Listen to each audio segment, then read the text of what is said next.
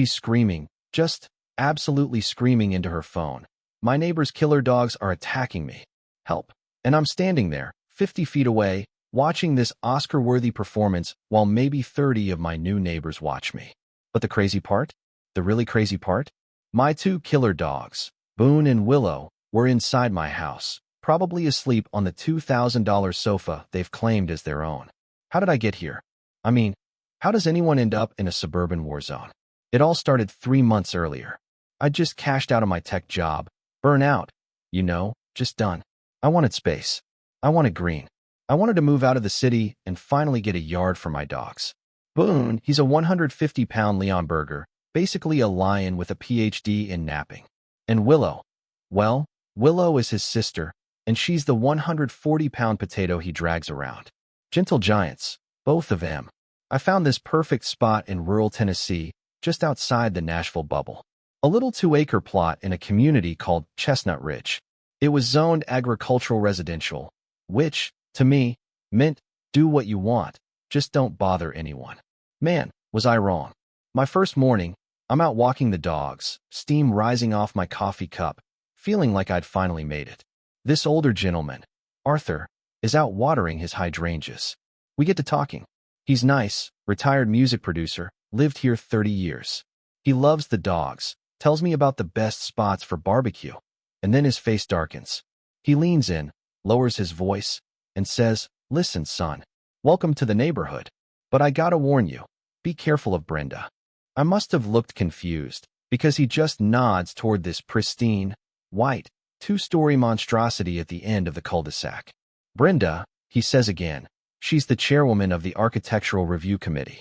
And in the 3 years since she took over, well, let's just say 5 families have moved out. I thanked him, but honestly, I laughed it off. An HOA? I'm in an AG-res zone. I could legally have horses. What's a chairwoman going to do about my dogs? I should have paid more attention to the way Arthur's hand, the one holding the watering can, was shaking. Boone sensed it before I did. 2 days later, we're on our walk, and he suddenly stops, plants his feet. This low rumble starts in his chest, a sound I've heard maybe twice in his life. He's staring at that white house. "Easy boy," I said, but he didn't budge. That's when I heard it. Not a roar, but a whir. A silent, electric Mercedes golf cart. I'm not kidding. A Mercedes glides up the street and stops right in front of us. And out steps Brenda. She had to be in her late 50s, wearing a full linen blazer, knife-pleat slacks, and designer sunglasses in 90-degree humidity. Her hair was this perfect, immovable helmet of blonde. She was holding a leather-bound clipboard like it was a scepter. She didn't say hello. She didn't introduce herself. She just looked at Boone, then at Willow, and her face twisted into this mask of pure disgust and something else. Fear. Genuine fear. "Those," she said, her voice tight, "are in direct violation." I actually smiled. "Oh, hey, I'm Sam, your new neighbor. These are." "I know who you are," she snapped. "And those animals are in violation of Chestnut Ridge Bylaw 4.1.2. No dogs over 35 pounds. I laughed. I actually, out loud, laughed. "Ma'am, with all due respect, this is an AG-res zone. My deed says." "Your deed," she cut me off, "is superseded by the HOA covenants which you signed. And I decide what is acceptable.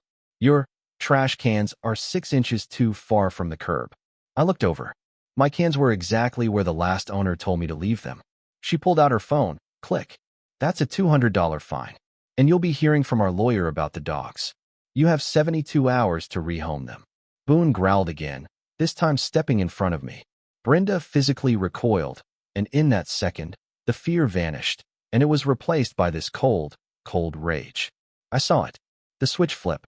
"This is a family neighborhood," she hissed. "Not a zoo." She got back in her silent little cart and just glided away. That night, my phone buzzed. An email from the HOA. "Fine, $200, excessive canine noise, 10:47 p.m. Attached was a blurry, grainy photo of my house. The thing is, Boone and Willow were at my feet, fast asleep. Had been all night. I zoomed in on the photo. My blood ran cold. In the shadows, at the very edge of the frame, you could just make out a figure, standing in my yard. I pulled back the curtain and looked out. And there she was, standing on the sidewalk, under the moonlight, holding her phone. And she was smiling. Right at my window. What kind of person does that? Sleep didn't happen that night. The next day, I spent $4,000 on a high-definition, motion-activated, night vision security system. For cameras. The installation guy, a young tech named Kyle, just nodded when I told him where I wanted them. Third house on this street this month, he said. That woman is single-handedly keeping us in business. I didn't have to wait long. Night 1, 2:15 a.m. My phone lights up. Motion alert. There she is, dressed in all black like some kind of suburban ninja, creeping along my fence line. She throws something over. I find it in the morning. Raw hamburger, laced with what the vet later confirmed was a massive dose of industrial-strength laxative. Night 2, 3 a.m. Motion alert. She's set up a wireless speaker, like a hunter's game caller, just outside my property line, and she's blasting a recording of dogs barking. At full volume. My neighbors, of course, thought it was my dogs. The complaint emails started pouring in. Night 3. She didn't come. She just sprayed fox urine all along my side of the fence. My dogs wouldn't go near that part of the yard for a week. This wasn't just harassment. This was systematic. This was psychological warfare. I started a file. A big one. But I needed to know why. That's when I found the private Chestnut Ridge Neighbors Facebook group. You had to be approved to join. I used my realtor's name, who still had access. It was a treasure trove. 3 years of posts. Complaints about missing packages. Wind chimes vanishing. Mysterious finds. Neighbors who had suddenly moved. But one thread caught my eye. Missing items, 3 years and counting. A comment from deleted user, my mother's antique garden gnome, disappeared right after we complained about the new mailbox colors. Another, our antique bird bath, vanished the week we got fined for grass being half an inch too tall. And then, a comment from 2 years ago, also from a deleted user. Check the pavilion behind B's house. Every reply asking, what do you mean, went unanswered. The next morning, Arthur knocked on my door. He had 2 cups of coffee in his hands, but he looked like he hadn't slept. Figured you might need this, he said. I invited him in. I showed him the videos. I showed him the Facebook group. His face got darker and darker. I didn't want to get you involved, he said, his voice quiet. But since you're already in her crosshairs, you need to know about the Costellos. The Costellos, he explained, lived in my house before the people I bought it from.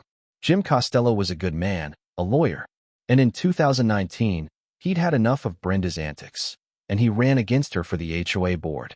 He almost won, too, Arthur said, staring into his coffee.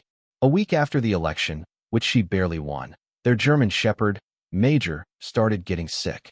Vet couldn't figure it out. Then one morning, he was just gone. Vanished. Gate was locked. No sign of a struggle. Jim was destroyed. They got a note under their door that night. This is what happens when you don't respect the community. They left within a month. Didn't even list the house. He stood up to leave and paused at the door. Be careful, Sam. She's not just a bully. She's broken. That night, as I was documenting everything, my phone buzzed. A new comment on that old Facebook thread from another deleted account, posted just minutes ago. Stop digging, or your dogs will disappear like the others. This is your only warning. My hands were shaking. Then my phone rang. Unknown number. Against all reason, I answered. Heavy breathing. Just heavy breathing. Then, a voice, dripping with this false, sugary sweetness. Sweet dreams, neighbor. I hope you're not too attached to those lovely dogs of yours. Click. I looked at Boone and Willow, asleep, blissfully unaware. And that's when I decided. I wasn't going to run. I wasn't going to be another deleted user. Brenda had just made a critical mistake. She threatened my dogs. For 3 days, it was quiet. Too quiet. I knew she was planning something. Then it happened. I'm in my home office when I hear commotion. I look out the window. And there's Brenda, in her front yard. But she's a mess. Her blazer is torn. Her hair is all over. And, is that blood on her face? My cameras are rolling. But I had this sinking feeling it wouldn't matter. I watched, in horror, as she pulled out her phone and dialed 911. Her voice, I could hear it from my yard, was pitched in this perfect, hysterical shriek. Help! My neighbor's vicious dogs are attacking me. Please, send help. 452 Oak Street. She was looking right at my house as she said it. But she wasn't done. With her other hand, she held up another phone. She was live streaming on the neighborhood Facebook page. "Everyone, please help," she cried to her audience. "I'm being terrorized. They just attacked me, unprovoked." Seconds later, neighbors are pouring out of their houses. Phones up, recording. And then, the truly brilliant part. 3 men in matching HOA security polos show up. They must have been waiting. They arrived before the real police. "We saw the whole thing," one of them shouted, loud enough for the crowd. "Those dogs charged Mrs. Brenda. They're a menace." The crowd was turning into a mob. "I knew those dogs were dangerous," I heard someone say. "Poor Brenda." The sirens cut through. 3 cop cars. The lead officer, a guy named Miller, steps out. He's all business. He takes one look at the scene. Brenda, hysterical, bleeding. Her security team, nodding in agreement. His face hardens. When he walked toward my door, I knew I was in serious trouble. "Sir," he said, when I opened it, "I need you to step outside. We've had a serious complaint about your animals attacking a neighbor." "Officer, my dogs haven't left the house all day," I started. "Sir, outside." Now. I stepped out, hands visible. The crowd was murmuring. I was being framed, in real time, and I was about to be arrested. And that's when salvation came. "Officer. Officer Miller." It was Arthur. He was running, his face beet red, waving his phone in the air. "I have video. My security camera. It caught everything." He ran up, panting, and whispered to me. "Backed it up to the cloud 5 minutes ago. Just in case." Miller looked skeptical, but professional. "Sir, I'll need to see that." Arthur hit play, and we all watched. The entire mob went silent. There, on the high-def footage, was Brenda, 30 minutes before her 911 call, standing in her own yard. The camera clearly showed her, scratching her own face with her fingernails, tearing her blazer, rolling on the ground. She even pulled out a compact mirror to check her work, added a few more scratches, and then smiled. Someone in the crowd just said, "Oh my God." The phones that had been recording me were now turned on her. Deputy Miller's expression went from skepticism to shock to cold anger. "Ma'am," he said, turning to Brenda, his voice dropping 10 degrees. "I'm going to need you to come with me to discuss filing a false police report." Her performance just crumbled.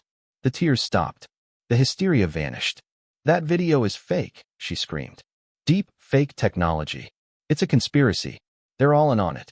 The security guys were already halfway down the street. Miller wasn't having it. He gave her a stern warning. He couldn't arrest her for the false report without more, but the damage was done.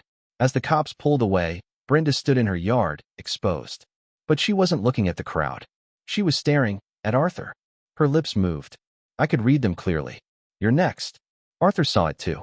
He turned to me, his hands shaking. "Sam," he whispered. "She's unhinged. This isn't over." It wasn't. The failed frame job should have been a victory, but it just made her escalate. The fines started arriving daily.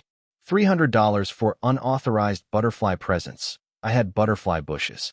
$500 for dogs existing in a threatening manner. I was drowning in fines. I was looking at real estate listings in other states. I was ready to just quit. That's when Arthur gave me the ammunition. He came over, not with coffee, but with a bottle of bourbon. "I can't stand by," he said, his voice thick. "Jim Costello. He didn't just complain, Sam. He ran against her because he'd found proof. Proof she was embezzling from the HOA fund. That's why she went after his dog." He pressed a piece of paper into my hand. "This is the name of my cousin at the county planning office. Not the city, the county." And that's when I had the plan. I didn't just request a survey. I did my homework. That garden pavilion behind her house, the one from the Facebook comment, it wasn't on the original property plans. I spent all night digging. The next morning, I filed a formal permit and zoning compliance inquiry with the county. It was a bureaucratic nuclear bomb. It legally required the county to inspect her entire property for any unpermitted structures and any unpermitted utilities running to them. Brenda's response was immediate. She tried to file a complaint with the city, dismissed. She called an emergency HOA meeting to have me removed, failed. She hired a lawyer, who dropped her after I showed him my file. Then, she showed up at my door. No blazer. No clipboard. She looked small. "Please," she said. "This is a misunderstanding. I'm willing to forget all the fines. Every one. I'll even pay you for your trouble. $10,000. Cash." My heart was pounding. Carol, I said, I just want to make sure all my neighbors are code compliant. If everything is above board, you have nothing to worry about, right? The mask slipped. Pure hatred. $20,000, she hissed. To leave. Today. I knew it. Whatever was in that shed was worth more than $20,000. I'm not going anywhere. You have no idea who you're messing with, she snarled, stepping closer. I could smell the alcohol on her breath. Accidents happen. Electrical fires, dogs get out. I pulled out my phone, made sure the camera light was on. Are you threatening me, Brenda? Because that sounds like a threat, and I'm sure Deputy Miller would love to hear it. She backed away. Prove it, she whispered. The day of the inspection, the atmosphere was electric. The county inspector arrived, and he wasn't alone. Deputy Miller was with him. Brenda refused to come out, so they got a warrant.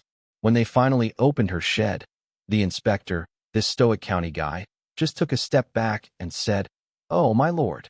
It was a museum. A twisted, terrifying museum of stolen goods. Shelves, neatly organized. And every item had a small, laminated label. Arthur, Miller read, picking up an actual gold record plaque. March 2022. Violation, improper mailbox color. George, who was standing there with me, just broke down. That was my wife's, he cried. Her first gold record. Mrs. Peterson. The inspector read, pointing to a hand-carved carousel horse head. July 2023. Violation. Parked car 5 degrees off angle. My God. She wasn't just stealing. She was curating.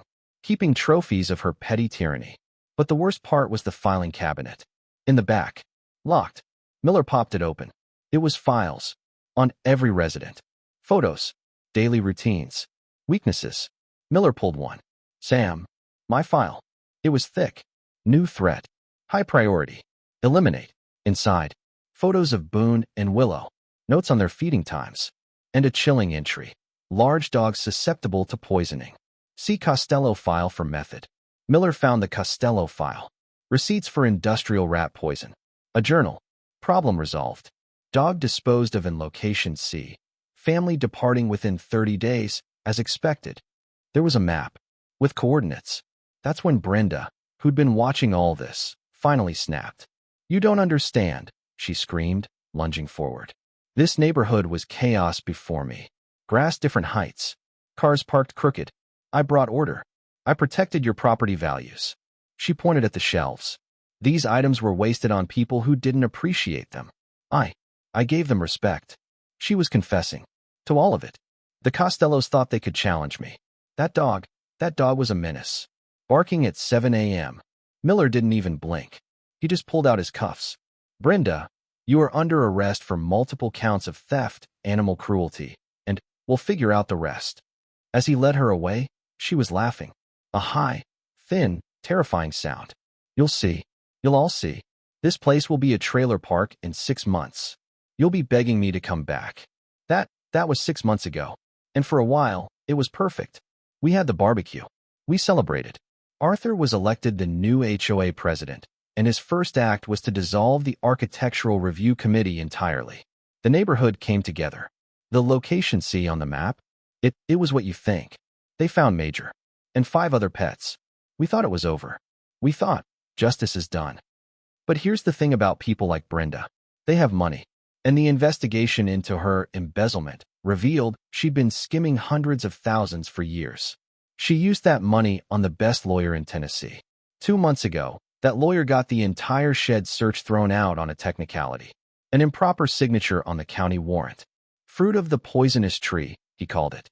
All the evidence, the files, the labels, the trophies, inadmissible. The animal cruelty charges, they stuck. But she's out on appeal. The theft charges have been downgraded to a massive civil suit, which she'll be fighting for the next decade.